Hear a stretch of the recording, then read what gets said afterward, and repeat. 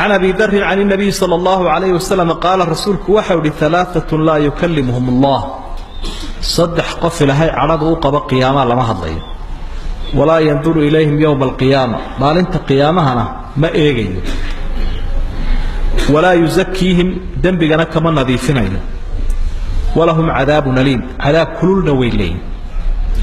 قلت من هم يا رسول الله وحنقول رسولك إلهي يصدح لا سواكوه قد خابوا وخسروا قد خابوا ويقول دريستين وخسروا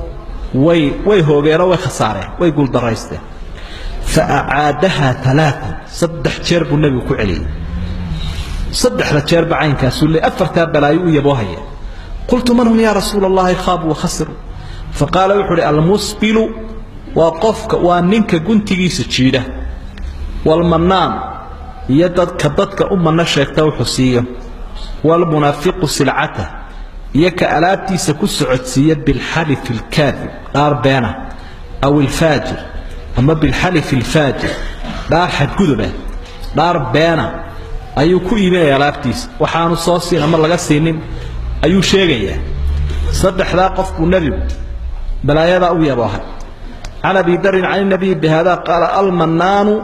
الذي لا يعطي شيئا إلا منه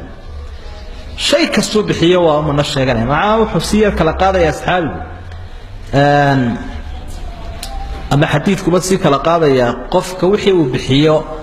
كذبت طول الشيقس ومعناها منان وصيغة المبالغ أما وفعل حرفة شيقية وحرفتي سيبان نقطي أما وحريف كويهاي إنه آدو نحناحية أو حييسية أو dadka ugu faara wuxuu sheego wuxuu bixiyo ayuu ka daba dhacay uu sheegay marka manaan waa ka aad buu manna sheeganaya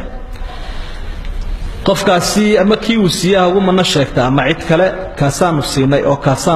oo sawtaanu ku siinay oo sawtaanu yeelnay oo saasan yeelay waxaas weey kama shahidka aynu arkayna waxa weey al-muslim bilba halkan ku jira de mara intaasi ka raacday maro aad hoos u dhigtayo musiibadaasi ka raacaysa maxaa kugu wata hal wax kugu wata ma jiro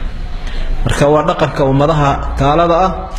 in ragga iyo dumarka la isweydaariyo oo sidii islaamku uu ka doonayay ragga ayaa waxaan ku raada dumarkii loo sameeynaya tii dumarka laga doonayna raggi ayaa loo sameeynaya raggi guntiga hoos buu jiidaya dumarkina kor bay u qaadaya ilaa bawdiyaha haafkeedu taagan yanaagta waxaan ka xaragoonayaa ilaa xagga hoos iyo dhakadii ay banaynayso ninkiina surwaalkii buu jiidaya marka surwaal haduu yahay iyo qamiiskii macawistii milxafadii baashi weyneeyda la gashanayay kullu dhalik wa inaanu dhaafin qoobka